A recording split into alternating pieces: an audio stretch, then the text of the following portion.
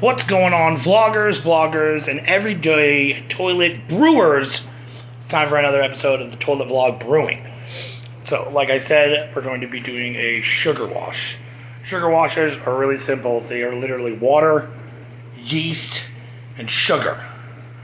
But that being said, a little tutorial on what yeast are and what they do and how they come to make what we know as alcohol. So I'm going to be using 48-hour turbo yeast. And like I said in a couple of videos before, I know this stuff gets a lot of hate because it has a lot of yeast nutrients and stuff like that in it, and kind of gives off some funky esters when it comes down to it. Esters are things that like flavors that yeast produce while they're doing their conversion from sugar and stuff like that into alcohol. So sometimes you can get some funky stuff. I'm not really sure of the actual type of yeast because they never really put it on here. Because, I mean, there are different types of yeast. And yeast, back to what we were saying, are fungi. And what they do is they basically eat sugar and fart CO2 and they pee out alcohol. So I'm going to be doing two different things today. I've got a big old 3-gallon pot of water coming up, getting nice and warm, and I'm basically going to dissolve 13 pounds of sugar in here because all yeast have kind of like a ratio of their alcohol by volume, what they can tolerate, and this, it even says on the back right here, 13 pounds at 48 Fahrenheit. Yeast are also very temperature temperamental, so you don't want to get them too cold or too hot. They can die or literally just stop doing what they're supposed to doing. I've actually had a couple of wines in the past because they've got cold, like literally just cold crash and just stop producing. I mean, you can warm them back up, but it's really hard to get your yeast to start going again. Sometimes they just literally are just like, fuck you, I don't want to do this anymore. But yeah, like I was saying, it says sugar type sucrose, and that's what we're going to be making today. So, but yeah, we'll get into that later. I don't want to get sidetracked. So 13 pounds at 84 Fahrenheit, approximately 48 hours. And then it says optimum air temperature, and that's just, temperature of your house, which is 86. It's like 70 something in here right now. It is the winter. And that's 14.5 alcohol by volume. All right, back to what I was saying about the sugar. So yeast love to eat table sugar. We know that. And sugar, regular cane table sugar, is just sugar when it comes down to it.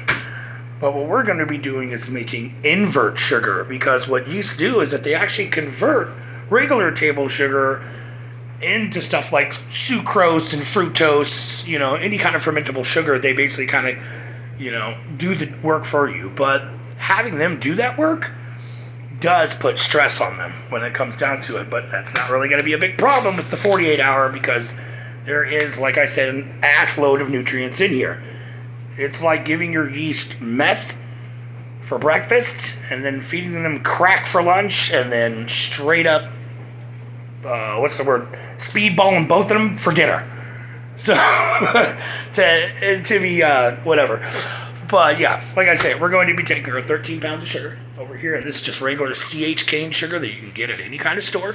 You can pick up your 48-hour turbo yeast online at Amazon. I'm not going to put any links in the description because I don't do that kind of shit. And also, you can just go to a local brewing shop. Like where I got my 48-hour turbo yeast was Friar Tuck, and they've got a little brewing area over there. But I mean, this stuff is dirt cheap. This was like $3. And like I said, in 48 hours, it can make 14% alcohol by volume, which is absolutely insane. But I've got this warming up, and then what we're going to do is we're going to dump all of our sugar in there. Not all of it, because I don't know how much this guy can kind of take, so I've only got the pot about yay full. And like I said, this is home brewing. We're going to be doing all this shit at home. And we're going to get it mixed in. And then we're also going to put some citrus acid in there. And the citrus acid will actually help convert this table sugar into sucrose and fructose.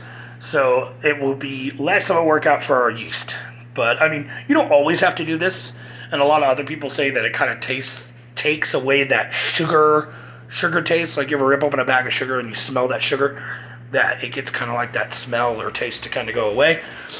It just really depends. But like I said, this is just a sugar wash, and we're going to be distilling it. We're doing 5 gallons worth. So I know this isn't 5 gallons worth of water, but I've got my glass carboy over here. I actually got this. I met a guy on one of my routes at work, and he gave this thing to me for free. It's a little dirty, but I'm going to clean this up, and then I've got my giant funnel. We're also going to be taking a gravity reading, and we'll go through that in the next video. These are going to be like short videos, part 1, part 2, part 3, probably about 5 to 6, 7 minutes long each.